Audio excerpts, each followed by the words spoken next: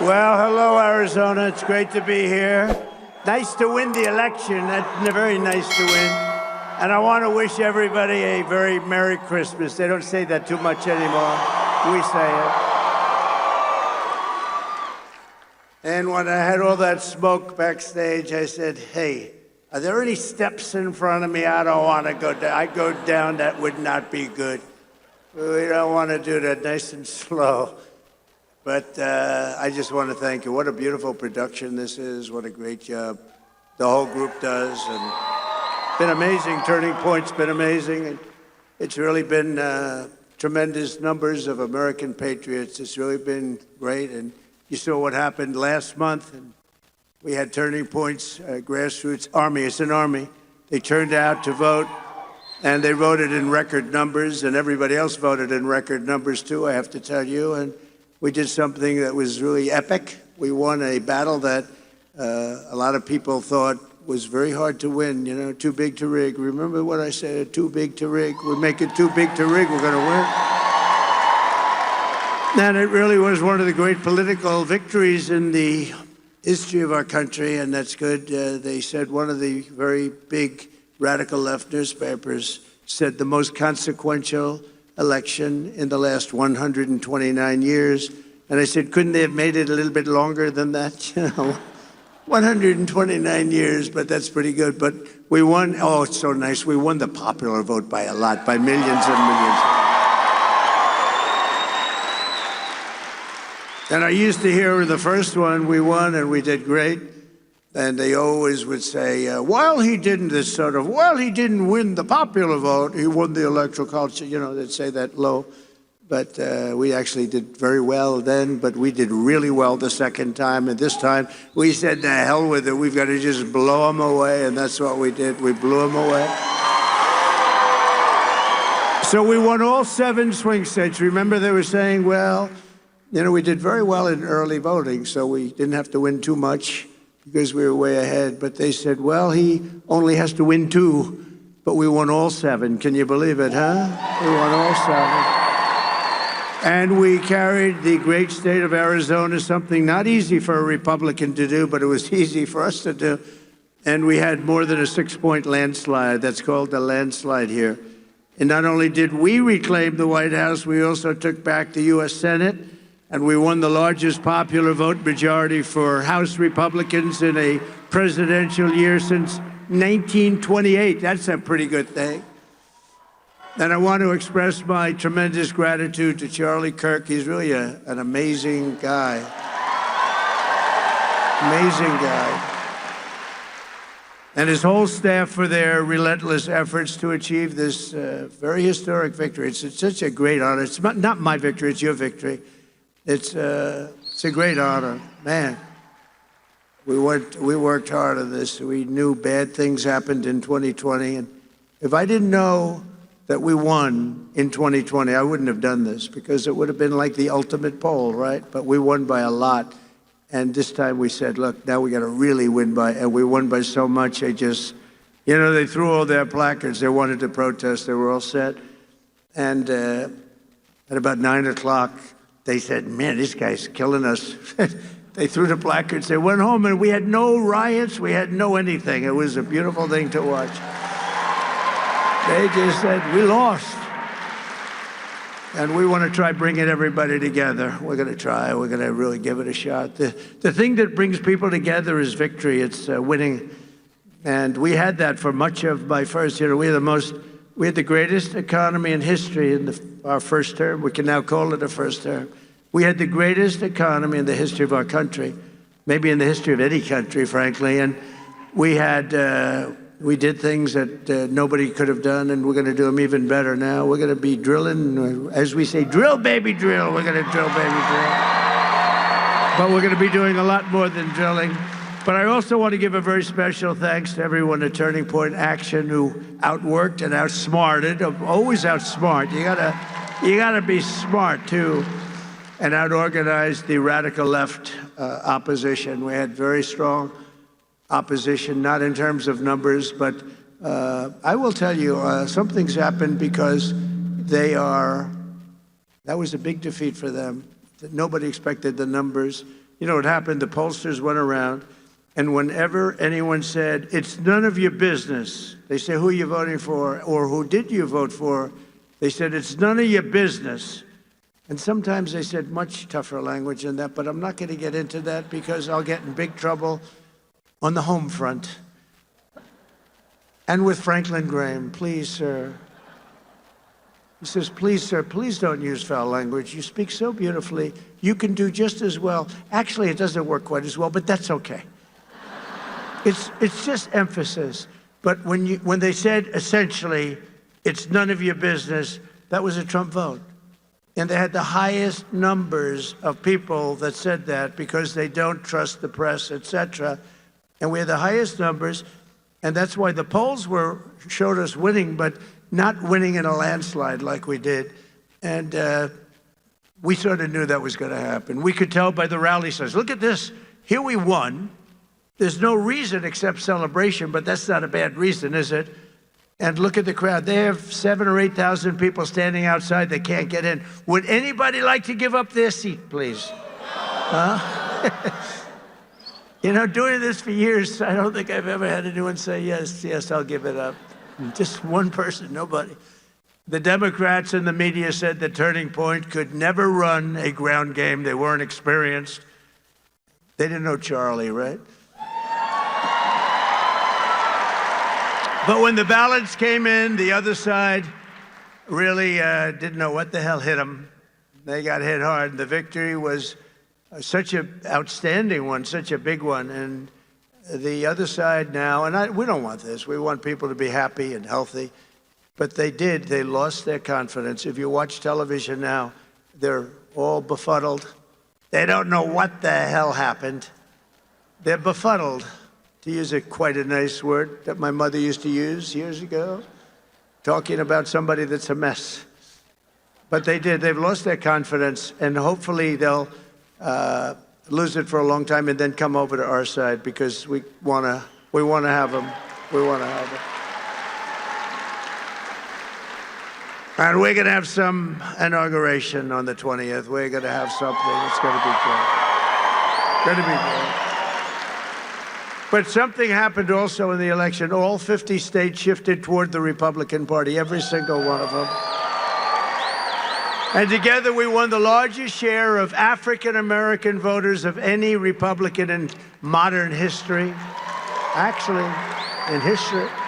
We won more Hispanic-American votes than any Republican ever, and we won the vote. We won the Latino men. Who's a Latino man? Do we have any Latino men? Now, you're not a Latino man. Very beautiful woman, but a man you are not. Of course, nowadays, who the hell knows? But we won the Hispanic, I call Hispanic. I always said, do you like Latino or Hispanic? Let's go. Let's do a free poll. Who likes to be called Latino? Okay, that's what's always happening. Listen to this. Who likes to be called Hispanic? Not as good as usual. But we won half of all voters aged 18 to 29. There's never been anything like that.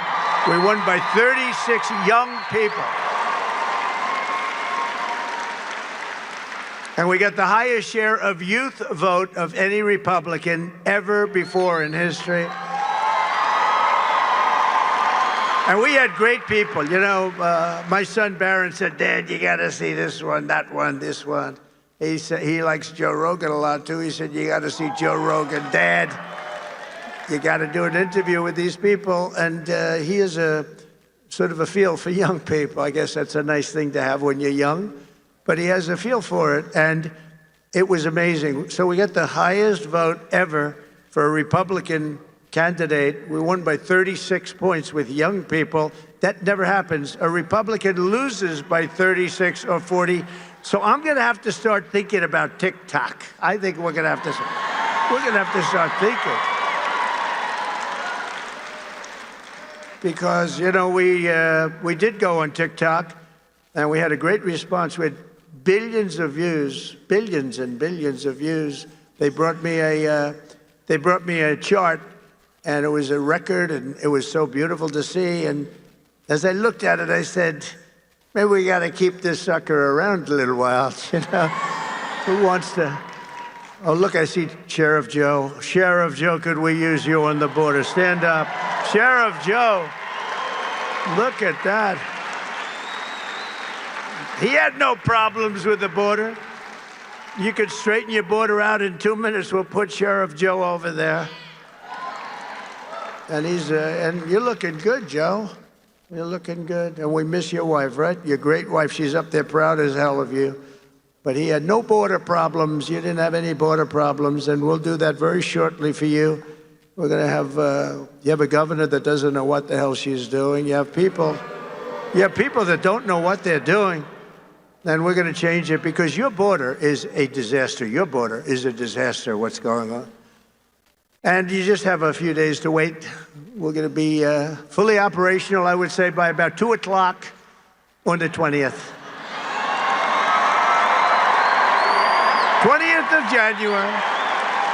With your help, we gained 23 points with voters under the age of even 25. Think of that. We gained 23 points. And in the election of 2024, our movement not only won a mandate, but we built new American majorities all over the place and will define our country's future. I believe it's going to define our country's future for generations to come. That's going to happen. It's, you know, there's some people called up that are great people, actually. Great business leaders called, a lot of them. And some of them weren't exactly on my side, but they're on my side now. But they said there's a light over not only the country right now, but over the entire world. And it is happening. And we want to get some of these, wars that would have never happened, like Russia, Ukraine would have never happened. Israel would have never been attacked, would have never happened. We wouldn't have inflation. We wouldn't have had that Afghanistan horror show, that horrible, the way we left, leaving billions of dollars of equipment behind and 13 soldiers. And, you know, nobody ever mentions, and I mention because I love them, and they're all watching right now. 48 soldiers that were horrifically injured. Nobody ever, they lived, and they don't talk about them, but these are incredible warriors that were hurt so badly with the legs and the arms and the face, and hurt so badly. 48 of them, and we love you. You're listening, and we love you. We're not forgetting you.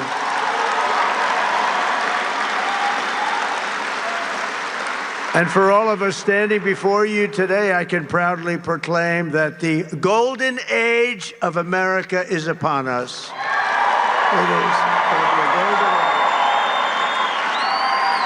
It's going to be a golden age.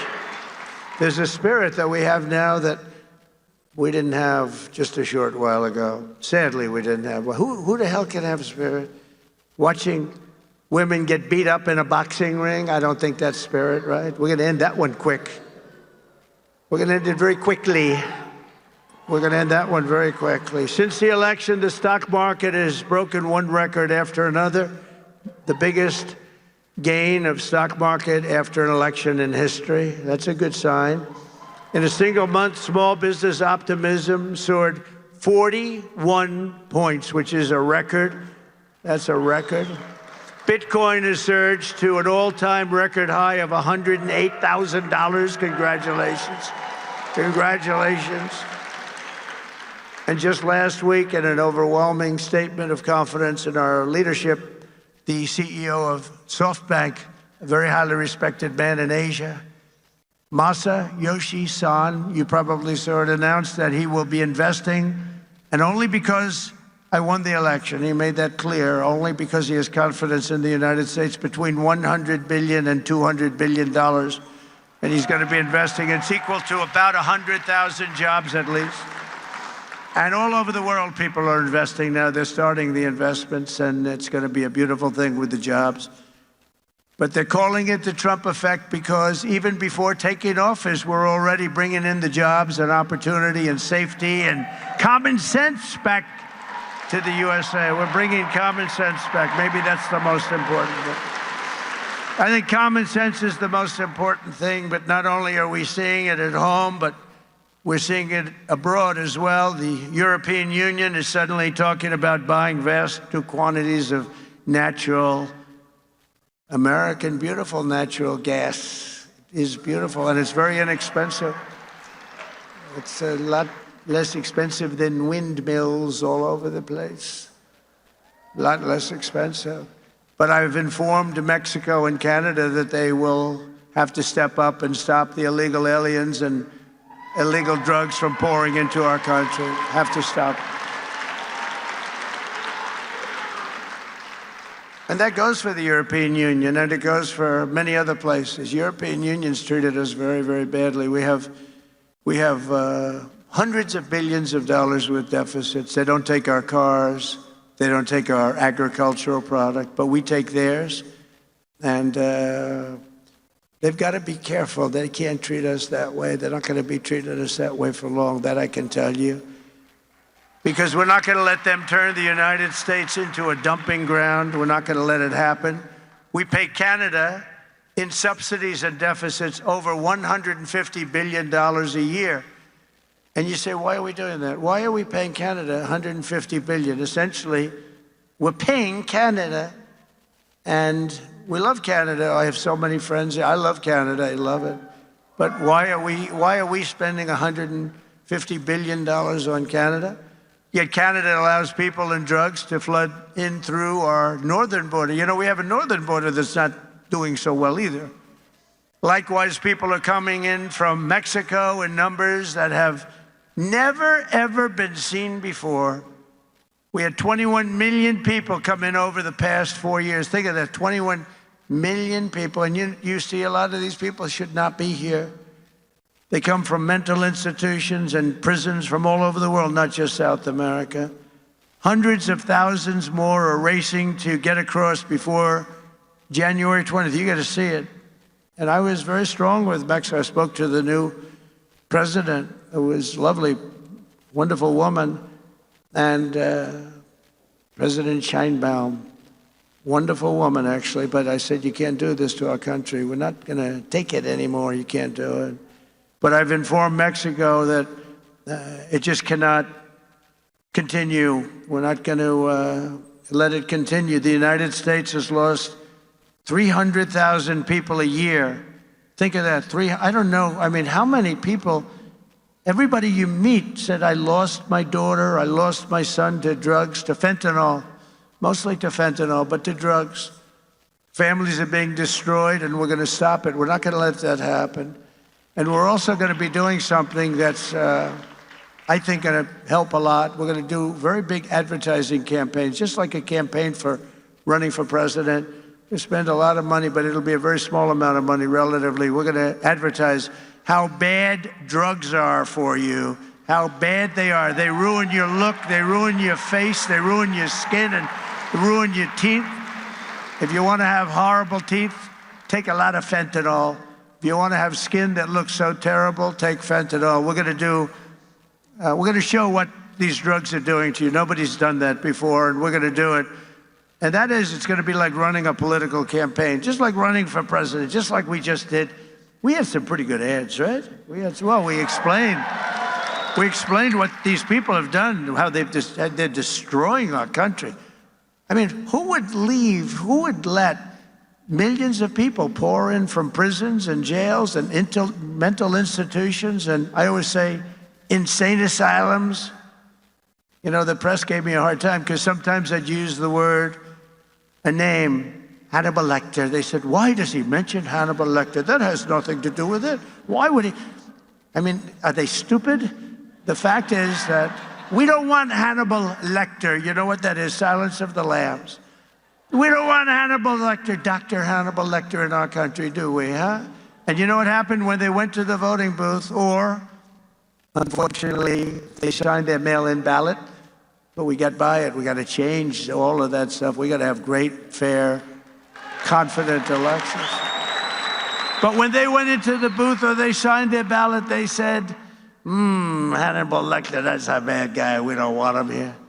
They knew that. They didn't like that. They didn't like that I used him because it's a good It's a very good example. It's like incredible, incredible what they do. We need borders, we need fair elections, and we need a free and fair press. And we're going to try getting all of them. As another example of the things we're doing and looking at, it's such a terrible thing is happening.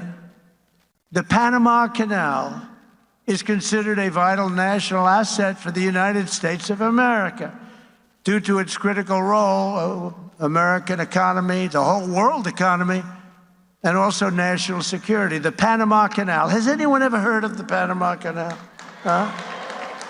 Because we're being ripped off at the Panama Canal like we're being ripped off everywhere else. A secure, he just said, take it back. That's a good idea. Where do you come from, sir? He doesn't come from Panama. Oh, yeah, good. A secure Panama Canal is crucial for U.S. commerce and rapid deployment of the Navy from the Atlantic all the way to the Pacific. It's an incredible thing, and drastically cut shipping times down to U.S. ports by days and even weeks. The United States is the #1 user of the Panama Canal, with over 72% of all transits heading to or from U.S. ports. Think of that. So we built it. We're the ones that use it. They gave it away. Considered one of the one of the great wonders of the world. The Panama Canal opened for business 110 years ago and was built at huge cost to the United States, and it really is big when you consider the lives and the treasure, the equivalent of $1.2 trillion today. You don't hear those numbers. 38,000 American men, almost all men, they went there to be construction workers and dig. They were diggers, and they were brave. 38,000 men died from infected mosquitoes in the jungles of Panama during the construction period. Think of that. We lost 38,000 men. Teddy Roosevelt was president of the United States at the time of its building and understood the strength of naval power and trade. When President Jimmy Carter foolishly gave it away for $1. During his term in office, it was solely for Panama to manage and not for China or any other country to manage. You see what's going on there? China.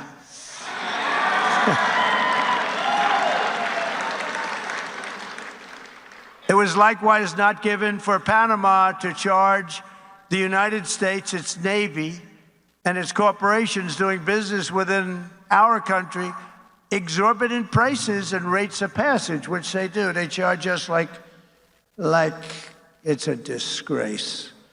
Our Navy and commerce have been treated in a very unfair and injudicious way. The fees being charged by Panama are ridiculous, highly unfair, especially knowing the extraordinary generosity that has been bestowed to Panama, I say very foolishly, by the United States. This complete ripoff of our country will immediately stop. It's going to stop. The United States has a big and vested interest in the secure, efficient, and reliable operation of the Panama Canal. And that was always understood when they gave it to Panama. Can you believe that? We would never have done it if we thought what's happening now can happen. And we would never, and we will never, ever let it fall into the wrong hands. But it's falling into the wrong hands. It was not given for the benefit of others by a token of cooperation, but it was given to Panama and to the people of Panama, but it has provisions.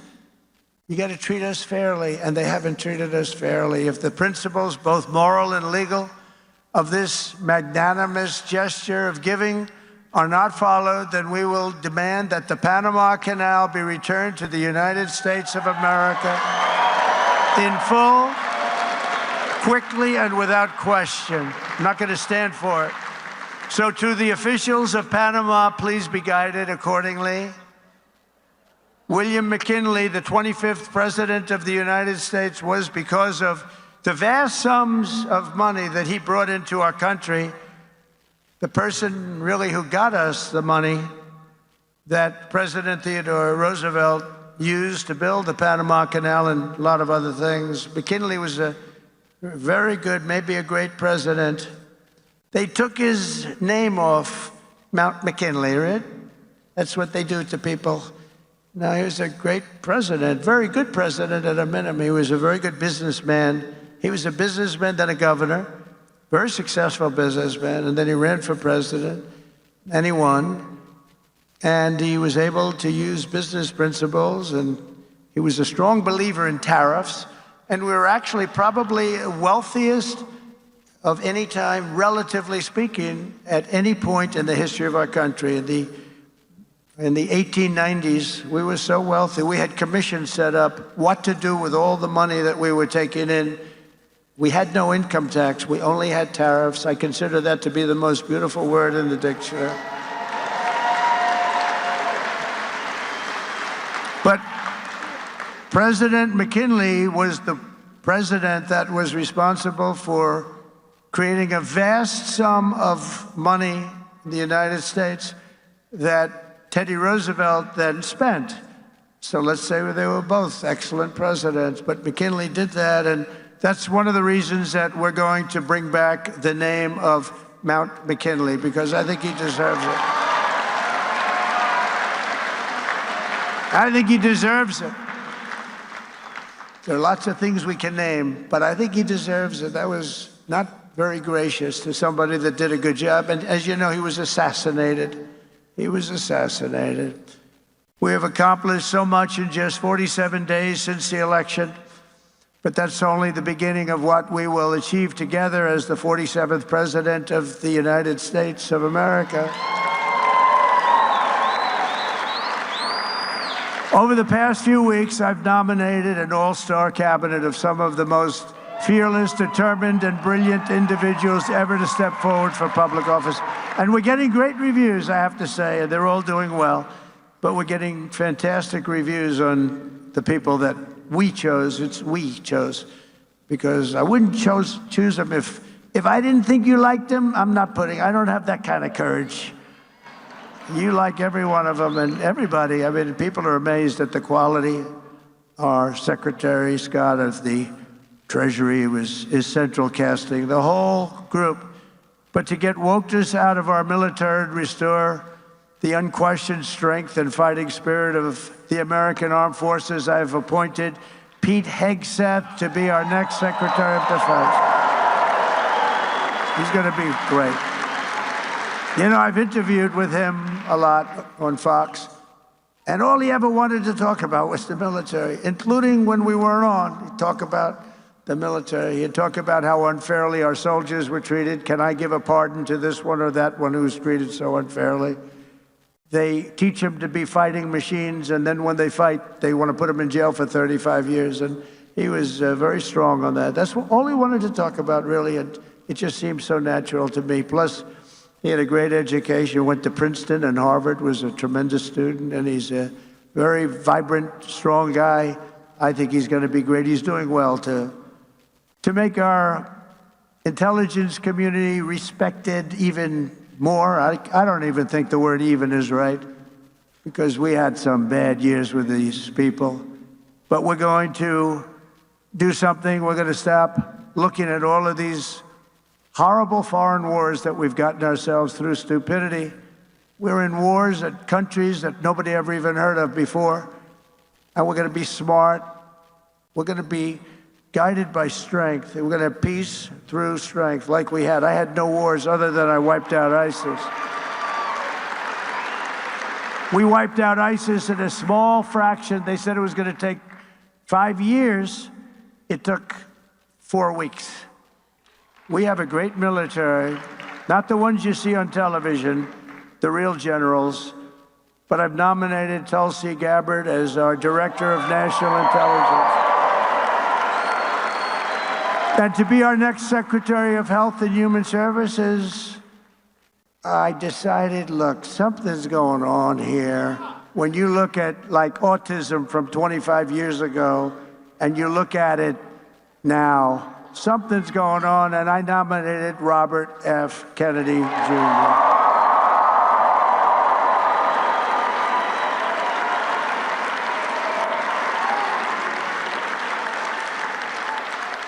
Think of it. Think of this. 25 years ago, autism, 1 in 10,000 children. Today, it's 1 in 36 children. Is something wrong? I think so. And Robert and I and all, we're going to figure it out. But did you ever hear numbers like that? Something's wrong. Something's wrong. Likewise, there's been a 25% increase in childhood cancer and a staggering increase in chronic diseases. So together we're going to make America healthy again. We're going to make America healthy again. Something's happening. Something bad is happening. And to end the weaponization of law enforcement and restore fair, equal, and impartial justice, we will have an outstanding new Attorney General in Pam Bondi. She's fantastic. She is fantastic. Known her a long time. And I'm very pleased to report that Christopher Wray is on his way out. He's resigned. And he will soon be replaced by our next FBI director, somebody who I think is going to be one of the greatest, maybe the greatest director of them all, Kash Patel.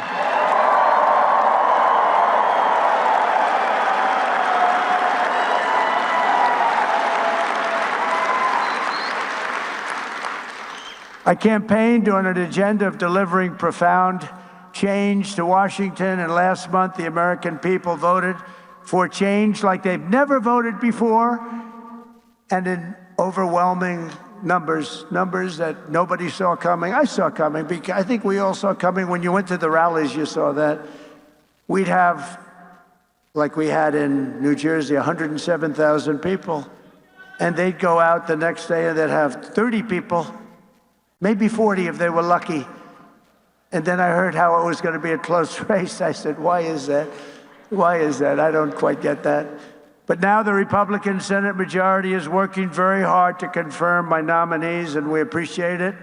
And with the help of this dream team cabinet, and we have so many others I won't bother mentioning, but you know every one of them, we're going to embark on the most exciting and successful period of reform and renewal in all of American history. We're going to do something that's going to be really, really special. You're going to be so happy. And as you know, I made a series of big day one promises in my campaign. You know them just as well as I do.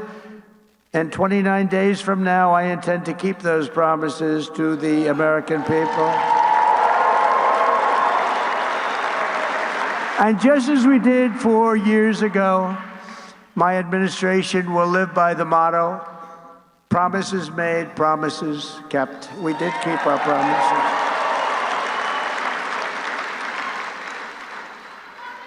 And there's a new hat, there's a brand new hat that's out. I saw it yesterday, the first time, and it's selling like hotcakes. It says, Trump was right about everything. And I don't want to brag, but we were right about just about everything,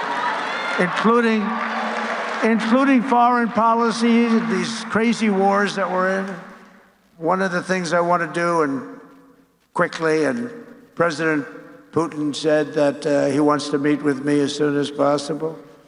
So we have to wait for this, but we have to end that war. That war is a horrible, horrible, the soldiers, the number of soldiers being killed, it's a flat plane, and the bullets are going, and there's powerful bullets, powerful guns, and the only thing that's going to stop them is a human body. They go dead flat land. Nobody's ever seen anything like it. Millions of soldiers have died now, millions.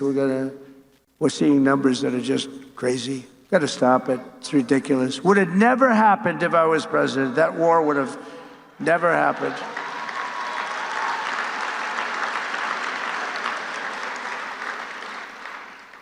And October 7th, Israel would have never happened either. So much our country would be so different and the world would be so different. But it's not. So we have to make it great. We're going to make it great. We're going to do it as quickly as we can.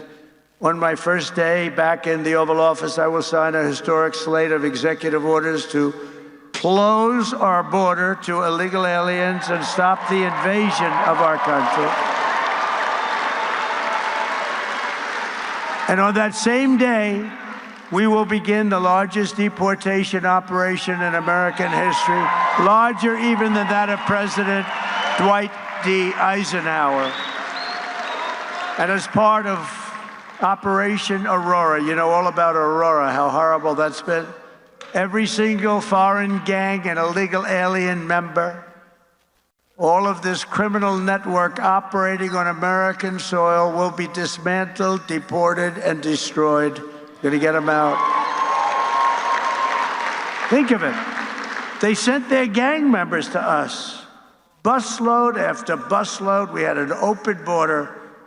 They're gang members, they're drug dealers, they're drug addicts, people that were sick, people that were healthy and strong. What the hell was that?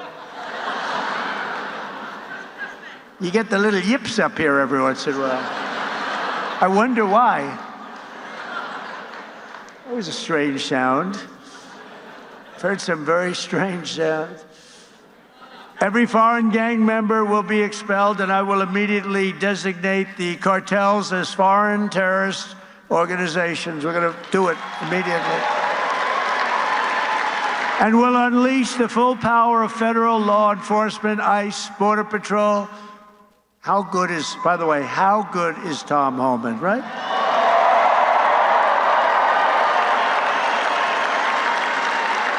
He's phenomenal. I've known him a long time. I'll bet you Sheriff Joe likes Tom Homan, right? Sheriff Joe, yes, yep. He goes, yep. The DEA, the FBI, the intelligence community, and financial sanctions to remove the migrant gangs and criminals that are killing and raping and maiming our citizens. We're going to get them out. We're going to get them out. We're going to get them out fast. We have no choice. We have no choice, by the way. I don't want to do that, but we have no choice. Last thing I want to do. Could have been so much easier. The election wasn't rigged. It would have been a much different thing. But this will show something. This is going to show how we do it and how good we are. You know, we showed how the opposite philosophy runs a country, and it wasn't good. They had an approval rating today. It was 14%. Nobody's ever had an approval rating of 14. That's the lowest approval rating. And we're going to have a very high, in fact, we already have a very high approval rating. We're way up, way up, higher than almost anybody, higher than anybody as of this morning. We will end the occupation, and January 20th will truly be Liberation Day in America. Is that okay? Liberation Day. And this great liberation will be in honor of all of the victims of migrant crime and all of the angel moms and angel dads who have lost their really incredible kids that, you know, they're going around for years and years. And I talk to them all the time. I know so many of them. And many of them are here. And we can just say, we love you, we're with you. They had so little help from the politicians on the other side. We're going to bring transparency and accountability back to our government, and we'll be very soon, you're going to see it drain the swamp. We're going to be draining that swamp at levels never seen before. And I hope everybody goes home and reads the congressional report on the criminal activities of the Unselect Committee of Political Thugs, J6 Committee. What they did is so illegal, and Congress has done a fantastic job on that. They just put out a report. They call it an interim report. It's brutal. On them, not on me, on them. And it's terrible. What they've done to this country is just absolutely terrible. But we'll end the left's campaign of racial discrimination and restore equality to our land and all over our land. And you see that happening so much with the vote and the kind of vote we got. Nobody ever expected anything like that. And I'll end all of the Marxist diversity, equity, and inclusion policies across the entire federal government immediately. And at the same time, we will ban these unlawful policies from we're going to ban them from the private sector as well. In America, we believe in the merit system, and now because of the major decision handed down recently by the Supreme Court, our country has again gone back to the merit system. That's what made our country great. And I want to just thank the Supreme Court, because that took a great deal of courage for them to do that. And some people were surprised by it, but that's what made us great. Merit made us great. I will direct our military to begin construction of the great Iron Dome missile defense shield, which will be made all in the USA, much of it right here in Arizona.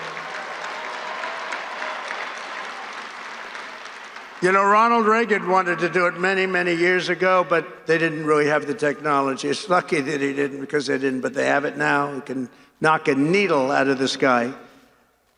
And as Commander-in-Chief, I will restore the proud and historic names of our great military bases like Fort Bragg. We're going to get them back.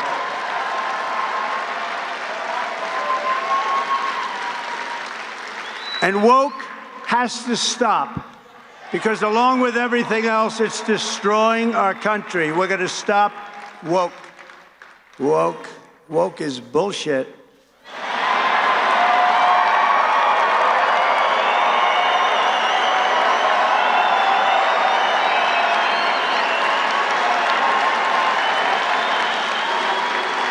As an example, in addition to the military bases, I understand they want to now rename 14 ships. We want to rename them. Some of these ships have had a great and glorious past. They want to take the name off and put another name down. Oh, I can imagine whose name they're going to put up. Not going to happen with me. It's not happening with me, I can promise you that. The actions I have described today are just a small preview of the common sense revolution, because that's what I call it, a common sense revolution that's coming soon to America, to a theater near you, right? But it's coming to you through your president, Donald J. Trump. The people have given us their trust, and in return, we're going to give them the best day one, the biggest first week, and the most extraordinary first 100 days of any president in American history. And in conclusion, on January 20th, the United States will turn the page forever on 4 long, horrible years of failure, incompetence, national decline, and we will inaugurate a new era of peace, prosperity, and national greatness. It's going to be national greatness. It will be something very, very special. And you could use a little of that, because you haven't seen any of it in 4 years. What's happened to our country is so sad. We're going to cut your taxes, end inflation, slash your prices, raise your wages, and bring thousands of factories roaring back to America and right back here to Arizona. Because when I agreed to do this, and I had to do it for Charlie, because he's special, but I said, Charlie, I'll do it, but this has to be also a real tribute to Arizona, because they gave us such a big win.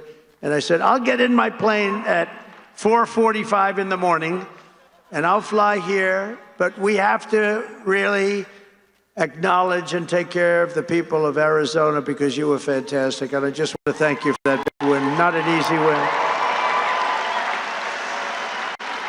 And we're going to build American, we're going to buy American, and we will hire American.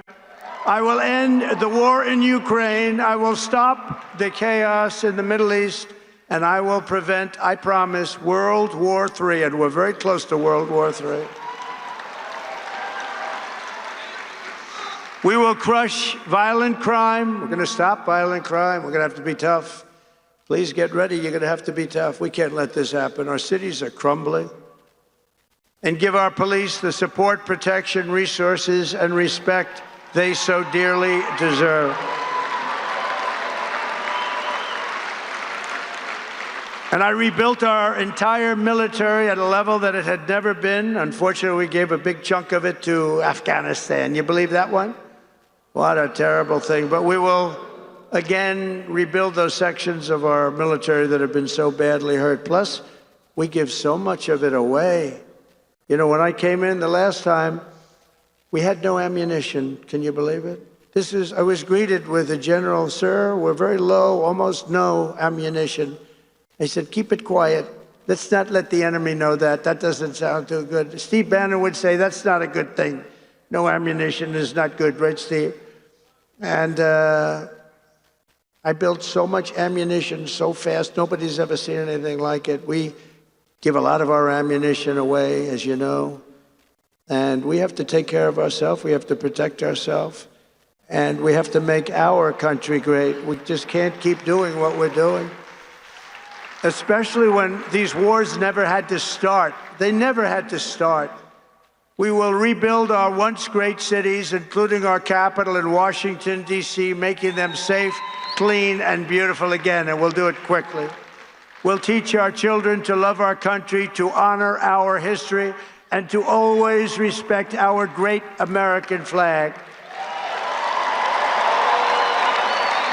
We will get critical race theory and transgender insanity the hell out of our schools, and we're going to get it out of our schools very fast. I will defend religious liberty, I will restore free speech, and I will defend the right to keep and bear arms. And after years of building up foreign nations, defending foreign borders, and protecting foreign lands, we are finally going to build up our country, defend our borders, and protect our citizens. We're going to protect our citizens. And we will stop illegal immigration once and for all. It's going to stop. You're not going to have an invasion of our country any longer. That will stop in just a few very short weeks. We will not be occupied. We will not be overrun. We will not be conquered. We will be a free and proud nation again, a nation led by competent people, a nation that we can be proud of. We're going to be so proud of our nation. We already are. It's already happened. Remember what I said. There's new light all over the world, not just here. All over the world. Everyone will prosper. Every family will thrive. And every day will be filled with opportunity and hope. And will be filled with a thing called the American dream. You could have the American dream back. For the past 9 years, you and I fought side by side against the most sinister and corrupt forces on earth. And in our magnificent victory on November 5th, you showed them once and for all that this nation does not belong to them. This nation belongs to you. That's what happened. It was hardworking patriots like you who built this country. And in 2024, it was hardworking patriots like you who turned out and voted and saved our country. That's what happened. After all we have been through together, we now stand on the verge of the 4 greatest years in American history. We're going to make these the 4 greatest years in the history of our country. With your help, we will restore America's promise.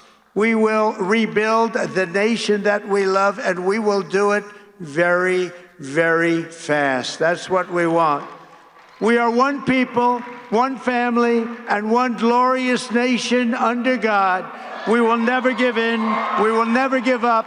We will never back down, and we will never, ever, ever, ever surrender.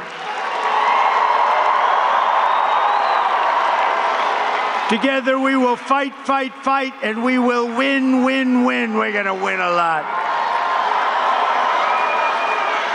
And together we will make America powerful again.